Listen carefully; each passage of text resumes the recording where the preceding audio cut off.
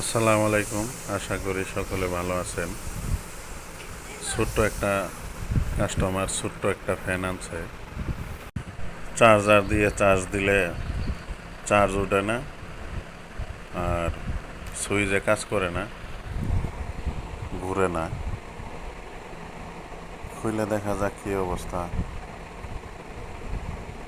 এইটার সার্কিটটা সম্ভবত জ্বলে গেছে। এই যে এখানে একটা ছোট্ট একটা আইসি আছে, পাওয়ার আইসি, এটা পুড়ে গেছে একবারে। এগুলা ওয়ান টাইম জিনিস, যেহেতু এগুলা ঠিক হয় না, এটা বাদ। পুড়ে যাওয়ার কারণ হচ্ছে আপনার হয়তো লং টাইমে চার্জিং অবস্থায় ছিল।